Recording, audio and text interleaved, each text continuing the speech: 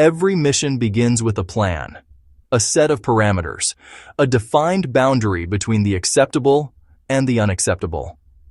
On this dive, we were approaching that boundary faster than anticipated. The divers, seasoned professionals with thousands of hours logged in the deep, made the call. The divers refused to go deeper. Their instruments were telling a story our surface sensors couldn't fully corroborate.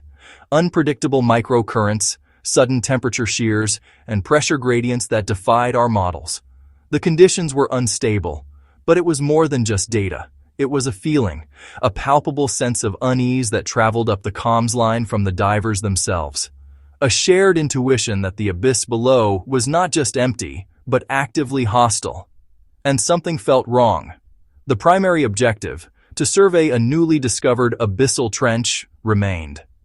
Human exploration was no longer an option, but the mission wasn't a failure yet. We had a contingency. So we made a decision. We would proceed, but not with a crew.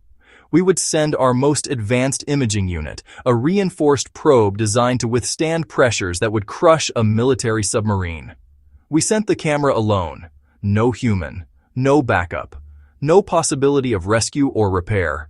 Just a multi-million-dollar instrument dangling at the end of a 10-kilometer thread, our only eyes in a place man was never meant to see. The connection was solid, the telemetry perfect.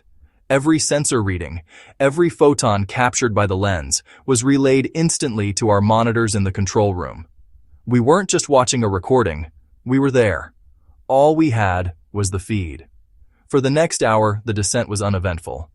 The camera passed through layers of crushing pressure and absolute cold, performing flawlessly. The world outside the lens was a featureless, empty gradient of black. At first, nothing. The sheer scale of it is difficult to comprehend. An inverted sky with no stars, an ocean of blackness where direction has no meaning. We were descending into a realm governed only by pressure and gravity, just empty water. Then a return. The active sonar, sweeping the abyss around the camera, registered a faint echo. It was distant, on the absolute edge of the system's range. But it was there, a solid object in the middle of nowhere. We waited for the next sweep to confirm its position, to get a reading on its size and velocity. But the next ping, and the one after that, found nothing. The abyss was empty again. Then the contact vanished. It was a momentary anomaly, we told ourselves. A thermocline, a dense pocket of brine, or even a software glitch. But it coincided exactly with the moment the sonar contact disappeared. We were now in uncharted territory, both literally and figuratively. The camera was operating beyond its design specifications. Every system was under strain. We were past the safe limit, and that's when the camera saw it, not on sonar, but with its own lens. A flicker of movement at the edge of perception. Something vast and silent, moving through the darkness just beyond the reach of our light. The object was gone, but the water it displaced hit us a moment later. A powerful, invisible wave that threw the camera around like a toy. This was not a current. This was the wake of something that had just passed us. The sonar found it again, or it found us. The contact was back, and it was closing the distance. The intermittent static on the feed was getting worse, as if something was actively interfering with our signal. Then the signal started to break. A surge of energy, of unknown origin, momentarily blinded the camera. When the picture returned, the sense of being watched was undeniable. It wasn't drifting. The first pass could have been a chance encounter. This was different. This was a calculated trajectory. It was inspecting us.